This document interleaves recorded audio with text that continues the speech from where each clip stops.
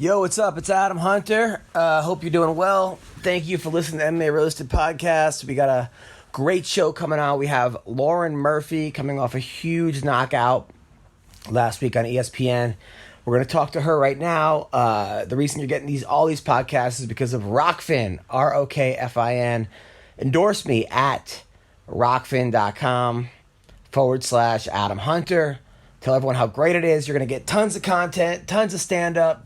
I put up Kamikaze Comedy there. I put up comedy footage from shows. Put up everything. And plus you get my stuff. You get Ben Askren stuff. You get Jordan Burroughs' stuff. Chael Sonnen has a page. It's great. You get Aaron Weinbaum. You get comics. You get fighting. You get jiu-jitsu. You get politics. All on Rockfin. It's awesome. They found a new way to pay people, content creators, through cryptocurrency, and it's been great. So go to rockfin.com/Adam Hunter, and let's talk to Lauren Murphy. Trap sonsen, trap dansen. Түүний сонсдог хөгжим дур булаан. Даадаж дуулан дур булаа мууруулаа.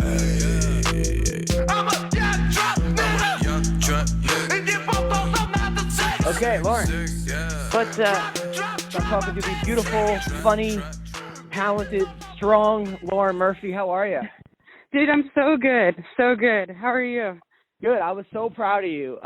You rocked it so hard on Saturday Thanks, night. Man.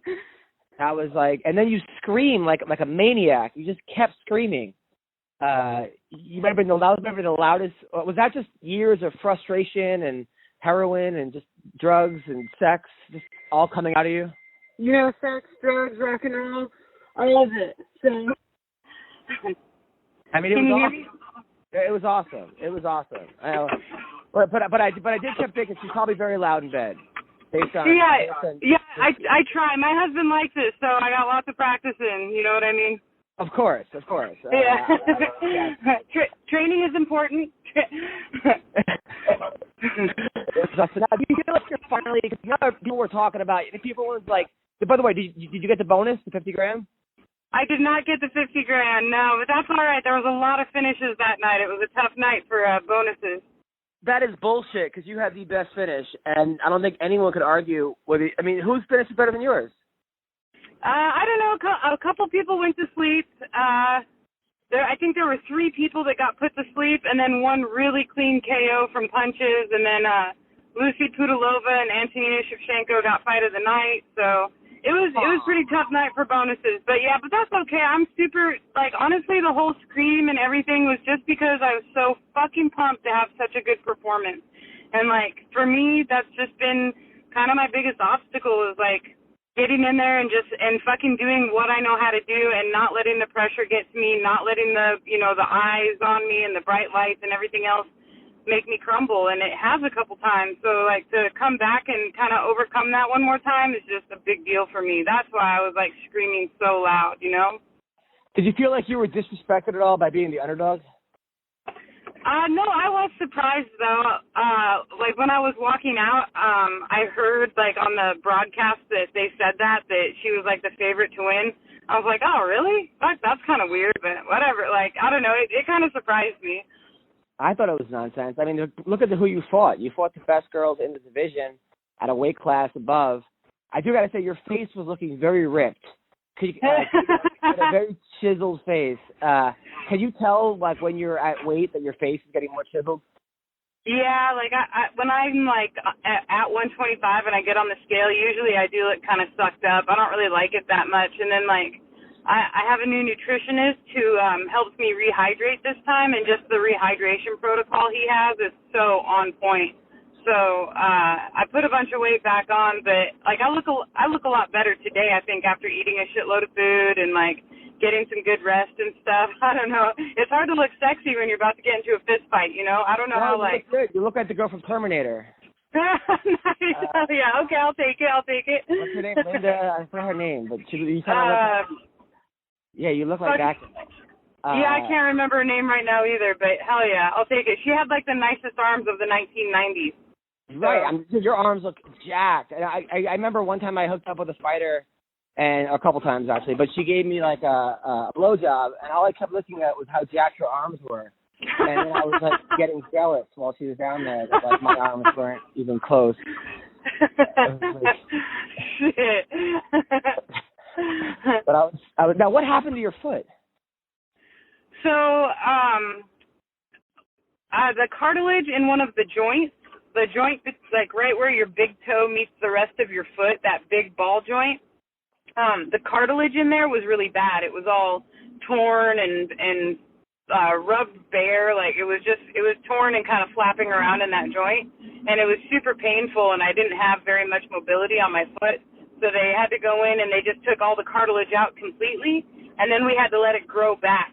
So it takes a long time for it to grow back, and so that's why I was out for so long. Did they tell you possibly this is a career ender, or you might not be able to fight again, or? Nobody said that, but like it is the same injury that ended Deion Sanders' career. Oh my God. Yeah, so it was a little scary, and then I got a fight, and then I had to pull out of the fight. I wasn't cleared yet, and so there was some hard days like rehabbing and stuff where I was worried, but that, you know, to come back and just have such a good fucking performance, like my foot never even crossed my mind, and I don't think it held anything back. I was kicking with it, everything, so I think I'm going to be good to go. Now, I remember I was watching your post-fight interview. You said that you're learning how to throw your hands, and you have more power in your hands, and now eventually you're going to learn how to throw your feet to have more power. How do you do that?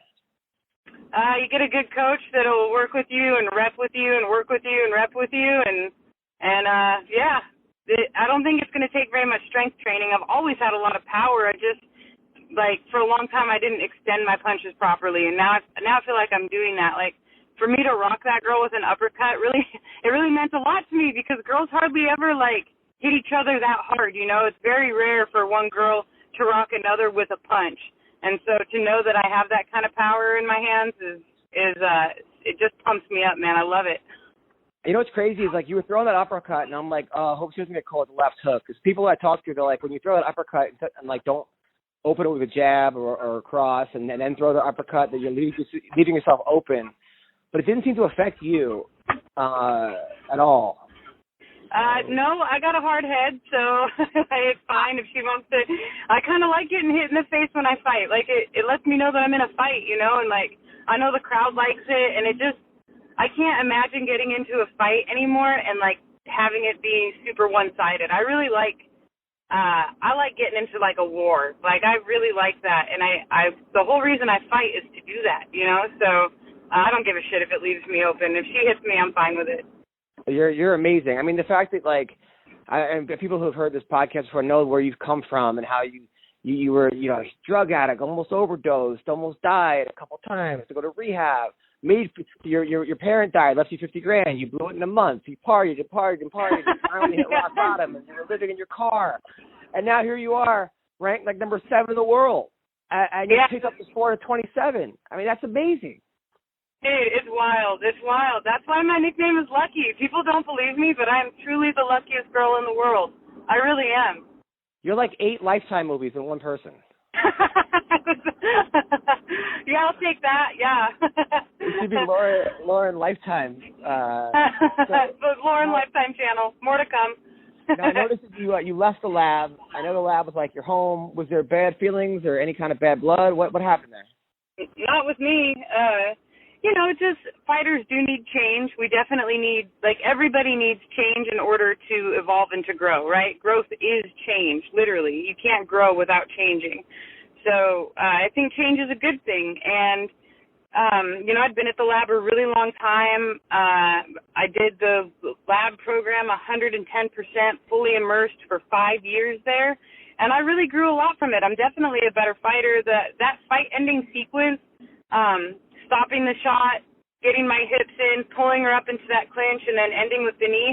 Those are all things that I drilled at the lab. So it's not like it was a bad thing for me to be at the lab, but I just think that change is really necessary for us. And so I went back to my old coaches that took me through Invicta, and they got me to the UFC, and I'm 5-0 with those guys right now. And I went 2-4 with the lab. So something obviously is not right for me doing that. I mean, the proof is kind of in the pudding. That was the best performance I've ever had in my life. A lot of fights kind of went your way. The Sarah McMahon fight was very close. The The Carmouche fight was close. The Caitlin Kagan fight was very close. Those were very close fights that could have went your way. Yeah, no, I agree. Like, I think they've all been close. I don't, the fight with Sajara was probably the most lopsided, and even that is like she never really hurt me or anything. So it's fine. Fuck it. Like, it's over. Nothing I could do about it. But still, I think that, growth is good. Change is good. So I went back, not really to a new camp. I went back to my old camp and kind of got back to some of my old ways that got me to the UFC. And I really enjoy it. I enjoyed the process. This camp, probably the most I ever have. So, yeah, it's just a good all-around thing, man. Now, is it all of a sudden hard moving to Houston? Because Arizona is fun, and it's cool, and it's kind of hot. And, like, are you wearing, like, cowboy hats in Houston? Have you guys adapted there? Yeah, I've adapted with my cowboy boots and some cutoff jeans. No, I love Houston. I really love Houston, and I like Phoenix, too. You know what, honestly, to be honest with you, Adam, I lived in Alaska, dude. I could live anywhere. Yeah. And be happy. I'm super jacked up, but I do love Houston a lot, and I like the people out here, and I have a team out here that I really trust, and they care about me, and so yeah, I'll be spending a lot of time out in Houston for sure. Now, what was it like? Now you're in same training with Derek Lewis. What's that guy like in training? Fuck, he's awesome. He's just hysterical. He's really fucking funny. He's got a huge heart. Yeah, he's cool, man. He's a cool dude. He's rehabbing his knee right now, but I'm excited for him to get back in there, too.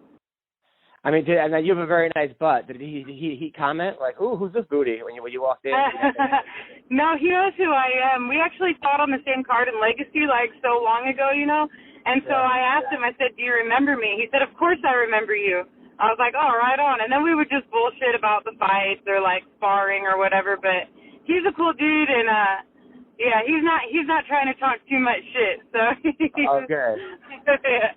Now, what happened with Sean O'Malley? How does that guy keep getting popped for stuff? He looks like Screech McGregor. Like, how does that guy? I mean, what's going on with that guy? I love that guy. Dude, I don't know what. Like, honestly, he was cleared to fight, and then I think it was not USADA. It was the Nevada Commission that fucked him up, right? It was the Nevada Commission that didn't want him to fight, not USADA. I'm pretty sure he was cleared by USADA. And the NAC was like, fuck you, Sean. I don't know why they did that, because they make money off of Sean. You know what I mean? They kind of cut off their nose to spite their face by not letting him fight. But hopefully the UFC will hook him up and just put him in a different state, All right. Now, what happens when a guy like that walks into practice? It just became noticed. Does John Crouch give a speech to the whole team? Like, guys, we gotta be careful what we put in our body. Like, is it kind of like, does everyone kind of not train with them? And like, there's like an out. Like, what happens when that happens? No. I think Crouch did give us a talk about how we have to be careful. But that substance, ostarine, it's been found like in women's vitamins, like in melatonin. You know what I mean? Like, that shit is everywhere. And so he just kind of gave us a talk about how important it is to take, substances that have been third-party tested, right? So stuff that's been tested by an outside independent third party that will put a stamp on it and say, yes, this is clean of any banned substances. It's super important for us. And Sean's a young kid, and I think he took like a caffeine pill or something like that. Oh, yeah. And like it had some fucking ostarine in it or whatever. But like there's a ton of fighters that have been popped wrongfully for that exact substance. So Crouch gave us a little bit of a speech, and then we all just went to practice, and fucking Sean walked in, and we all said, hey, what's up, man? That sucks. Good to see you. And everybody just went on with their lives, What else can you do?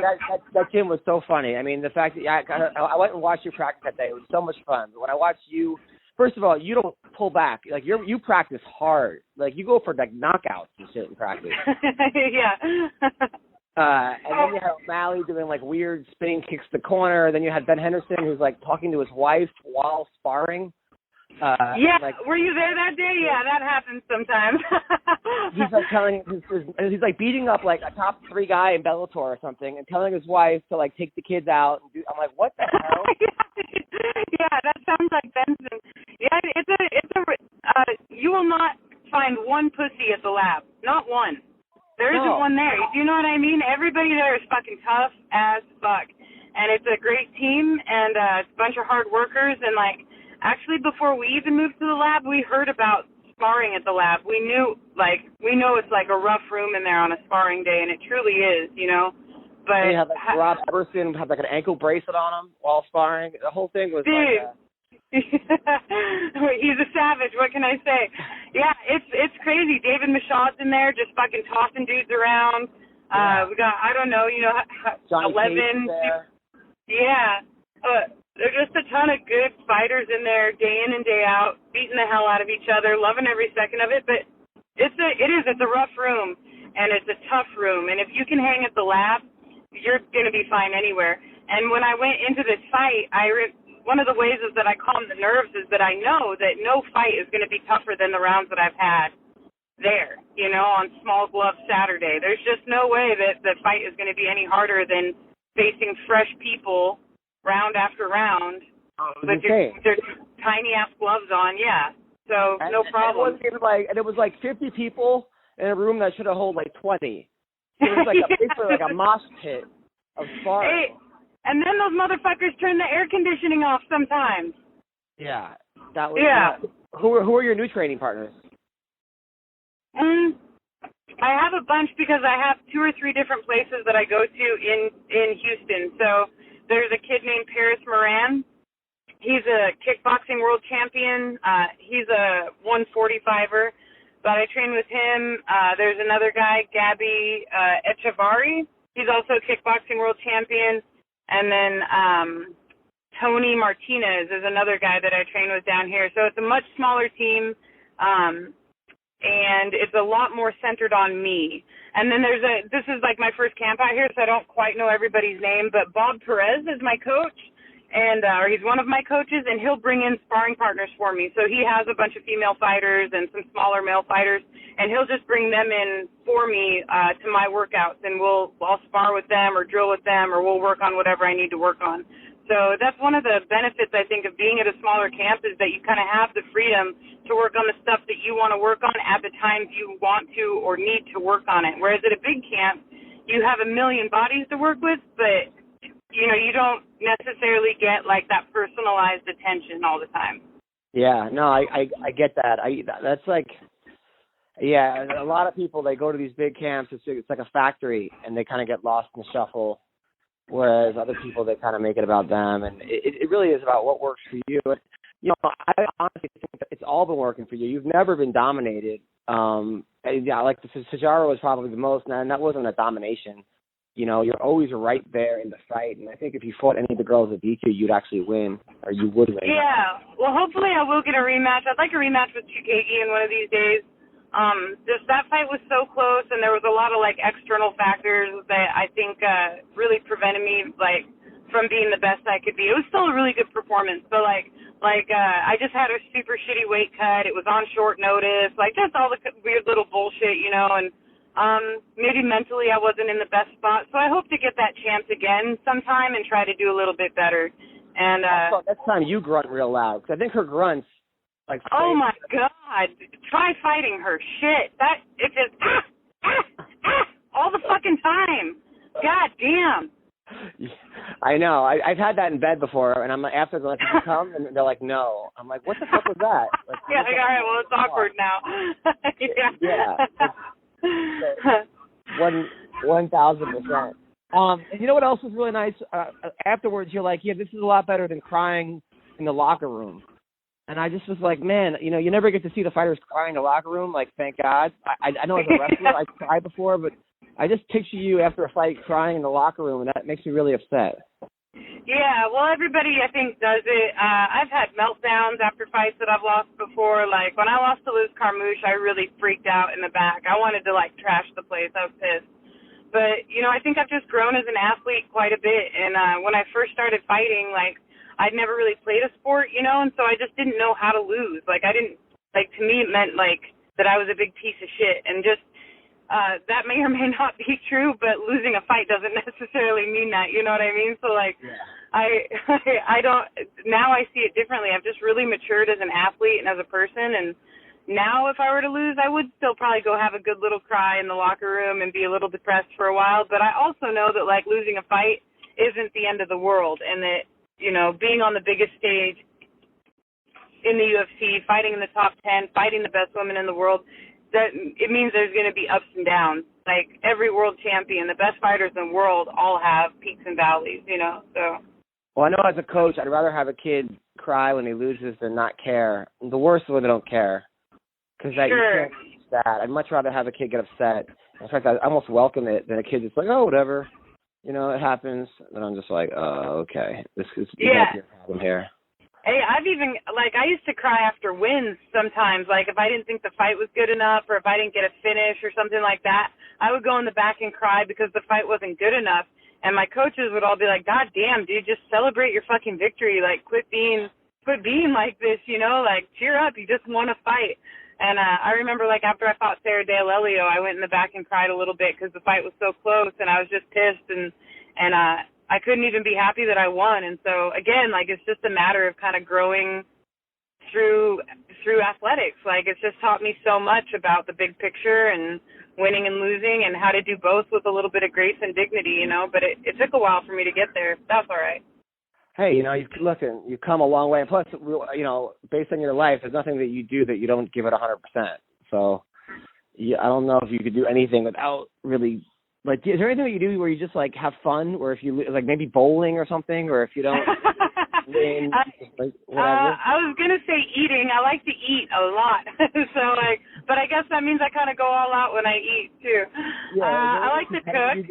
Is there anything that you could lose where you wouldn't get upset about? Fuck, a couple pounds, probably. I wouldn't get upset about. I don't know. Got it. Okay. Now, Dominic during the fight said that you were heavy on your feet. Yeah. And that you were eating a lot of leg kicks. Were you limping the next day? No, I don't even have a bruise on my leg. The reason I was lifting my leg was because I was trying to check before she even kicked. So, like, just by kind of preemptively checking it, it'll keep them from kicking. And we knew going in that she was going to throw a lot of leg kicks, and we also knew she was going to be looking for the takedown. Like, that's just kind of, like, my head movement is pretty good most of the time. I can get into a pretty good rhythm with my head movement, but the price of that is that I get a little heavy on my feet. You know what I mean? So that's just one more thing we're going to work on for the next fight, but no, my legs weren't fucked up at all. I don't even know why Dominic said that. She landed, like, one leg kick, and he was like, oh, look, she's hurting. I was like, no, I'm not. Yeah. Did you hear him say that while you were fighting? No, I just watched the fight the next day, and I was kind of surprised actually that he had even said that. But she did land one good one. But yeah, I just started raising my leg, and usually that'll keep people from kicking because you know you're more likely to check. Right, and then afterwards you said Mick Maynard throw a paycheck on the Barbie.